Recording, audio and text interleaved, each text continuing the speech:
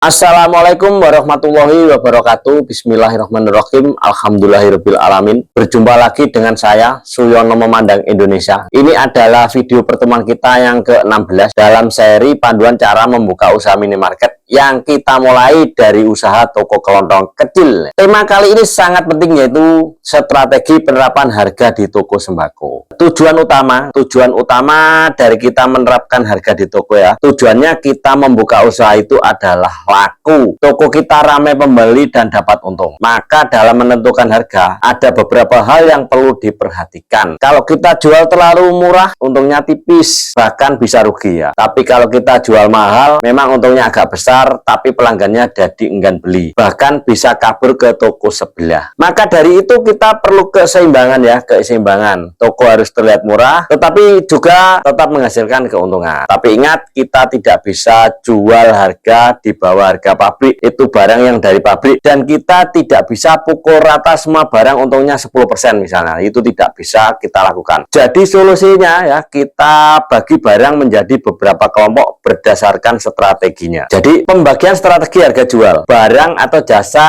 yang murah sekali ya. Jadi untuk menarik pelanggan, untuk menarik pembeli, kita menyediakan barang dagangan yang bisa kita jual murah sekali. Nah, ciri-ciri yang bisa kita jual murah sekali antara lain ya. Yang pertama, barang yang bisa kita produksi sendiri. Yang kedua, barang yang diperoleh tanpa biaya besar. Nah, yang ketiga, berapapun kita jual kita tetap untung. Yang keempat, harga di toko kita bisa jual murah banget. Itu ciri-cirinya barang. Contohnya misalnya ya, sayuran kita tanam sendiri. Terus ikan hasil tangkapan kita sendiri. Makanan masakan kita sendiri. Peralatan-peralatan rumah tangga yang kita bisa bikin sendiri, misalnya ya, sapu, keset, lalu jasa perbaikan kalau kita memang bisa perbaikan alat listrik misalnya. Ya, yang selanjutnya adalah admin bank bantuan sosial ya, itu kan bisa kita nolkan ya untuk adminnya. Strategi yang diterapkan ini dijual sangat murah, bahkan bisa di bawah harga pasar ya. Tujuan dari strategi ini ya menarik perhatian pembeli ya, meningkatkan kunjungan ke toko. Nah, yang kedua adalah barang murah populer. Jadi kita ambil ring keuntungan antara 1%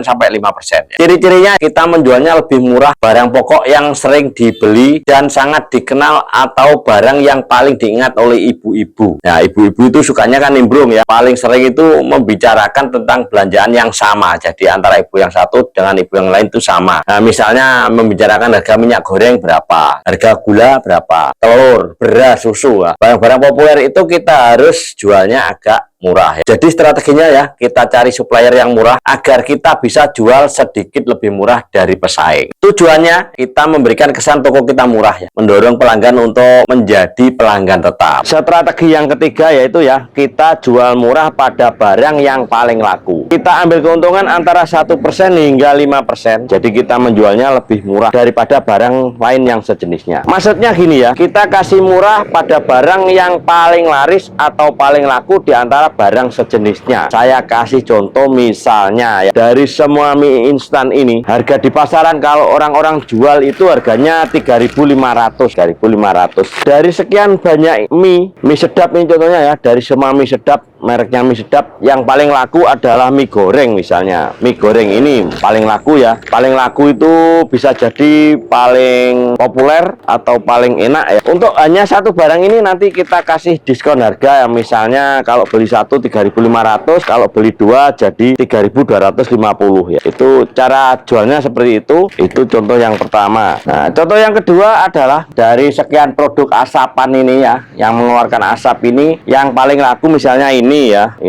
Terus paling laku lagi mungkin produknya ini. Nah, jadi untuk kedua barang ini ya, kita kasih harga yang lebih murah daripada orang jual di toko lain ya. Kita ambil untung lebih sedikit. Nah, strategi ini kita terapkan ya. Jadi barang yang paling laku, nah, itu adalah barang yang paling dicari banyak orang, otomatis akan mengundang banyak orang. Jadi dengan menarik minat banyak pelanggan ya, secara otomatis akan meningkatkan penjualan pada produk-produk yang lainnya juga. Yang keempat ya, kita harus kasih harga murah untuk barang-barang yang ada label harganya ya. Misalnya ini 2000-an, kita harus jualnya di bawah ini, mungkin 1.800 ya. Nah, seperti ini ada label harganya 20.000, kita menjualnya di bawahnya ya, misalnya 19.000 ya. Yang seperti ini ada harganya 5.000 ya, kita harus jual lebih murah. Jadi untuk barang-barang yang ada label harganya kita kasih harga murah. Jadi banyak barang-barang yang ada label harganya seperti ini, banyak ya, seperti ini banyak ya, ada label harganya, kita kasih harga yang lebih murah di bawahnya. Misalnya ini 11.500 ya, kita jualnya ya 10.000. Maksudnya ini ya, kita jual lebih murah dari harga label ya, toko kita biar terkesan lebih murah. Jadi labelnya 11.000, kita jual misalnya 10.000, labelnya 3.500, kita jual 3.300 ya. Jadi banyak barang-barang yang ada labelnya ini harus kita kasih harga di bawah harga label harga yang ditetapkan oleh pabrik. Nah, penerapan harga selanjutnya yaitu barang harga normal ya. Kita ambil keuntungan ringnya antara 10% sampai 20% ya, sesuai harga pabrik ya. Jadi harga umum yang ada di pasaran, harga eceran tertinggi dari pabrik itu yang kita terapkan ya.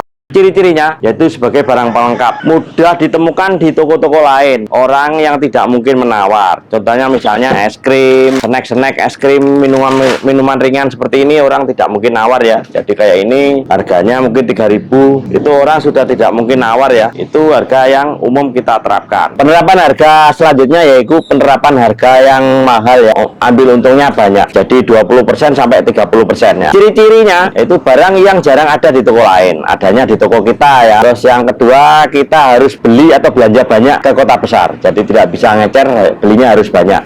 Kalau belanja di daerah sekitar kita ya, harganya sudah tinggi, hampir sama dengan harga kita jualan. Contohnya yang kita punya ya, misalnya ya sandal, sepatu, kaos kaki, atau barang-barang yang belinya harus partai besar. Nah, strategi ini kita ambil keuntungan besar untuk mengimbangkan pendapatan di toko. Jadi tujuannya ya untuk menutup margin yang tipis dari barang-barang yang murah ya, menyeimbangkan total keuntungan toko. Strategi umum agar bisa menjual dengan harga murah. Untuk bisa menjual lebih murah dari toko lain tanpa rugi, kita perlu pintar dalam mengatur cara belanja dan pasokan. Nah, beberapa hal yang perlu diperhatikan, inilah tipsnya. Yang pertama ya, cari pemasok yang murah. Usahakan belanja dari grosir besar, distributor resmi pabrik untuk membandingkan harga ya, atau langsung dari pabrik jika memungkinkan ya. Misalnya pabrik beras ke penggilingan beras, telur ke kandangnya. Bandingkan beberapa pemasok ya, cari harganya yang paling masuk akal dengan kualitasnya yang tetap bagus. Tip yang kedua, belanja dalam jumlah yang lebih banyak. Jika punya modal cukup, belanja lebih banyak agar bisa mendapat harga grosir atau potongan khusus. Misalnya ya, kalau beli 1 dus itu 100.000, kalau beli 5 dus mie jadi 98.000. Nah, itu nanti bisa digunakan untuk menurunkan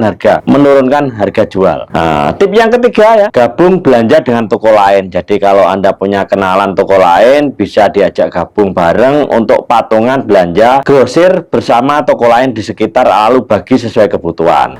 Tip yang keempat ya, jual sedikit lebih murah dari pesaing ya. Jadi tidak perlu jauh-jauh turunkan harga. Misalnya di toko lain jual 14.000, kita cukup jual 13.800 saja. Jadi selisih kecil, tapi pelanggan akan tetap merasa toko kita lebih murah ya, meskipun selisih kecil itu sudah membandingkan lebih murah. Jadi kesimpulannya ya, dengan strategi ini toko Anda akan terlihat murah dan bersahabat. Toko bisa menghasilkan keuntungan yang lebih sehat dan stabil. Jadi jangan asal ambil keuntungan rata-rata, gunakan strategi, gunakan akal, gunakan pengalaman dari pedagang lain yang sudah berpengalaman. Nah, terima kasih sudah menonton video yang ke-16 ini. Ya, insya Allah di video selanjutnya akan kita bahas hal yang penting dalam membangun minimarket Anda agar lebih sukses.